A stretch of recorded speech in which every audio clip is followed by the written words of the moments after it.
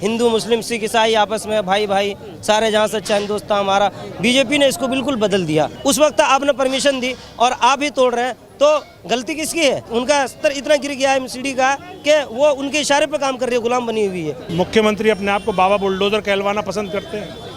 उनकी नकल करते हुए मध्य प्रदेश के मुख्यमंत्री खरगोन में मुसलमानों के मकान ढाते हैं और अपने आप को कहलवाते हैं कि मैं मामा बुलडोजर हूँ। जहांगीरपुरी में बुलडोजर चला के अपने आप को बुलडोजर अमित शाह कहलवाना पसंद करते हैं। जब मुसलमानों पे जुल्म ढाओगे तो उसके अड़ोस पड़ोस में गुप्ता जी और बिहार साहब भी आएंगे। यहाँ क्या समझ रहे हैं? शाहीन बाग में 80% जो शोरूम है हिंदुओं के हैं, लेकिन चूंकि शाहीन बाग को इस सरकार को करंट पहले लग चुका है CNRC पे, उसका बदला लेना चाहती है। काला दिन है भारतीय जनता पार्टी के लिए। वो सोचेगी ये क्या किया हमने। सिर्फ और सिर्फ एक कम्युनिटी को डराने का काम ये लोग कर रहे हैं कि मुसलमान डर जाएंगे, लेकिन मुसलमान डरने वाली कौम नहीं है। चाइना ने 100 गांव कब्जा करके गांव बसा लिया, इंडिया का एरिया कब्जा करके 100 गांव बसा लिया। उन पे आप बुलडोजर नहीं चलाएंगे। यहाँ पे तो नजर आ रहा है कुछ ही अतिक्रमण नहीं हो रहा, बुलडोजर आया ऐसे ही चला गया। अगर कानूनी कार्रवाई होती तो प्रॉपर तरीके से ये लोग करके जाते, ना कि ऐसे करके जाते। अगर कुछ हमारे साथ गलत होगा, हमारे ऊपर जुल्म होगा, तो जाहिर सी बात है जुल्म के खिलाफ तो हर इंसान उठता है। क्या नाम बताया आपने?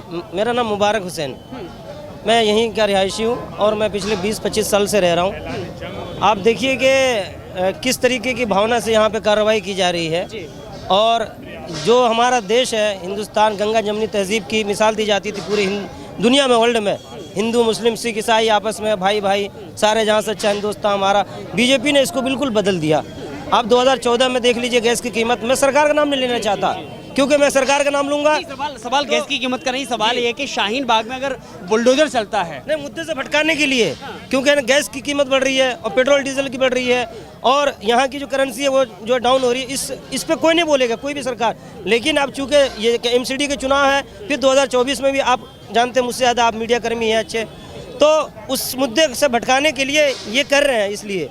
और अगर ये अवैध निर्माण है, मैं आपसे पूछता हूँ, तो ये जो 20 साल से है, या जहांगीरपुरी में जो लोग 65 साल से रह रहे थे, हिंदू भाई भी थे, मुस्लिम भाई भी सारे, उस वक्त आपने परमिशन दी और आप ही तोड़ रहे हैं, तो गलती किसकी है? अगर मैं आपके घर पे जाता हूँ, आपने मुझे पनाह दी और अब मैं आपके यहाँ 10 साल से रह रहा हूँ, अब अचानक निकालते, तो इससे क्या मैसेज दे रहे हैं आप? क्या मैसेज देना चाह रहे हैं? तो बड़ी बात यह है कि अगर वो एमसीडी रिपोर्ट तैयार करती है और वो कहती है कि भाई यहाँ पर घुसपैठिए रहते हैं, रोहिंग्या हैं, लोग बांग्लादेशी हैं। सर, ताजुब की बात यह है कि एमसीडी में बहुत बड़े बड़े अच्छे पढ़े लिखे लोग, इंजीनियर्स हैं। वो आदेश गुप्ता जी जो बीजेपी के अध्यक्ष है दिल्ली प्रदेश के, उनका लेटर जाता है और उनका स्तर इतना गिर गया है एमसीडी का कि वो उनके इशारे पर काम कर रही है, गुलाम बनी हुई है। तो मैं इससे ज़्यादा क्या बोलना चाहता हूँ? मैं पर्सनल किसी पे छीटाकशी नहीं करना चाहता। क्या नाम भैया? बताइए। कलीमुल हफीज। कैसे देखते हैं, क्योंकि आज बुलडोजर आया, शाहीन बाग में लंबे समय से कह रहे थे कि भाई बुलडोजर चलेगा चलेगा चलेगा, आज आया और ये गिराया खुद लोगों ने और चला गया। देखिए, भारतीय जनता पार्टी में कौन सबसे बड़ा जालिम है, इसकी होड़ लगी हुई। उत्तर प्रदेश में मुख्यमंत्री अपने आप को बाबा बुलडोजर कहलवाना पसंद करते हैं।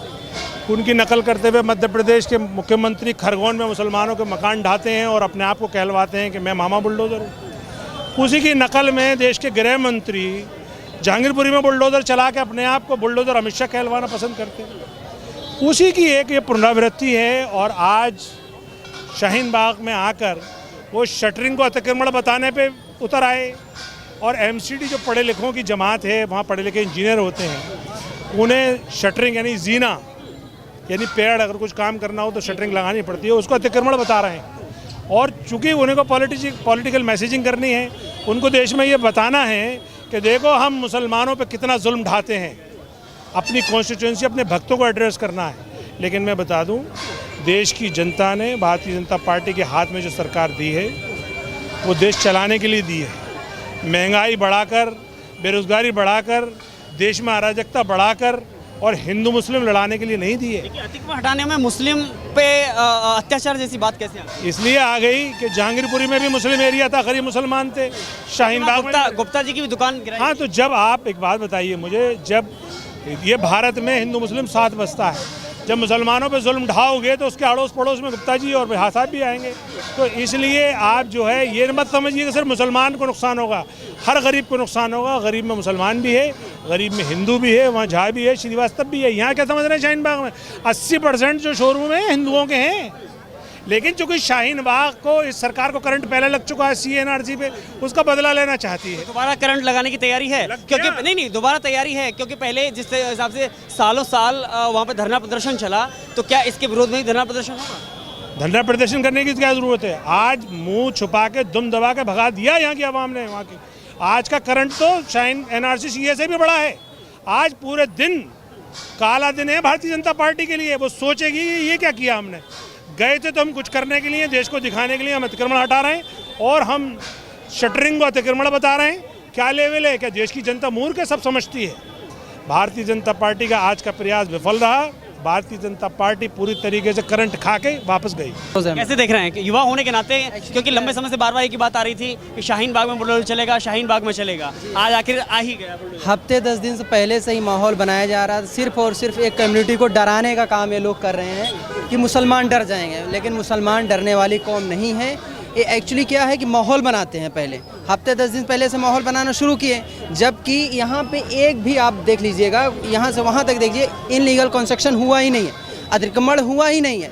ये क्या करेंगे? आदेश गुप्ता जी हैं बीजेपी के अध्यक्ष, उनके ऊपर ये नहीं चलाएंगे। उनके घर के चारों तरफ अतिक्रमण किया हुआ है, उन्हें उन पे नहीं चलाएंगे। MCD के 160 काउंसलर बीजेपी के, 15 साल से बीजेपी है MCD में, उन पे आप नहीं चलाते हैं 160 पे। चाइना ने 100 गांव कब्जा करके गांव बसा लिया, इंडिया का एरिया कब्जा करके 100 गांव बसा लिया, उन पे आप बुलडोजर नहीं चलाएंगे। आप सिर्फ और सिर्फ MCD का चुनाव आने वाला है, 17 को इनका कार्यकाल ख़त्म होने वाला है। अब ये हारने वाले हैं तो माहौल बना रहे हैं कि हम अब्दुल को, मुल्ला को कैसे हम मतलब टाइट कर रहे हैं। तो टाइट कर लीजिए। आपने एक भी बता रहे हैं यहाँ पे शटरिंग का हुआ था, शटरिंग इन्होंने हटाया। आप बताइए यहाँ से वहाँ तक कोई है अतिक्रमण किया है? मुसलमान हमेशा शांति के लिए जाना जाता है, हमेशा इंसाफ और नेकी के लिए जाना जाता है। तो मुसलमान को ये जितना भी माहौल बनाए कुछ कर नहीं पाएंगे, ये सिर्फ माहौल ही बनाएंगे। क्या नाम है भैया आपका? फजल अहमद नाम है। भाई कैसे देख रहे हैं इस कार्रवाई को, क्योंकि आज बुलडोजर आता है और लौट के चला जाता है? मुझे हंसी आ रही है।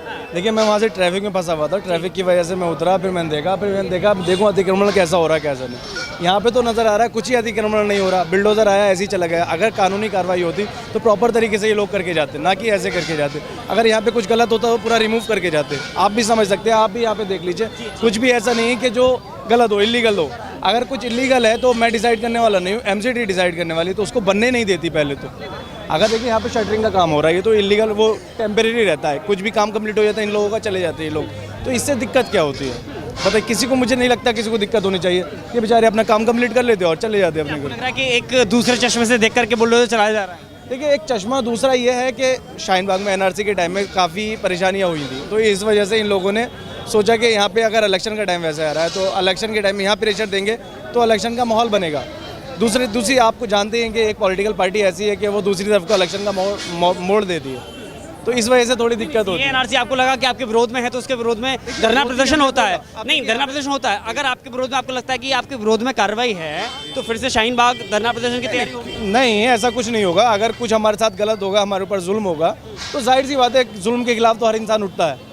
देखिए, जुल्म के खिलाफ अगर आप दबोगे, हिंदुस्तान के कानून में भी है कि अगर आपको जुल्म कोई दबाए तो आप उसकी आवाज़ उठा सकते हैं, भले से सुप्रीम कोर्ट के जरिए उठाएं, किसी भी कोर्ट के जरिए आप उठा सकते हैं। बहुत माध्यम है, काफ़ी माध्यम है, आप उससे उठा सकते हैं। कैसे विरोध करेंगे आप? अगर ये कैसे विरोध करेंगे? आप अगर क्वेश्चन करना चाह रहे हैं कि मैं ये कह दूं कि धरना प्रदर्शन में यहाँ पे लोग बैठेंगे, तो वो तो आपकी बात गलत है, ऐसा नहीं होने का है। देखिए, वो NRC और CA का मसला बहुत सारे लगते हैं क्योंकि शाहीन बाग लगातार चर्चा में इसलिए रहता है। आप पहले अगर बताइए कि अगर आपसे या किसी और अदर पर्सन से अगर कोई ये कहे कि बोले आपको देश से बाहर कर दिया जाएगा इससे NRC और CA लागू करने के बाद, उसके बाद आप क्या सोचेंगे, आप क्या कहेंगे?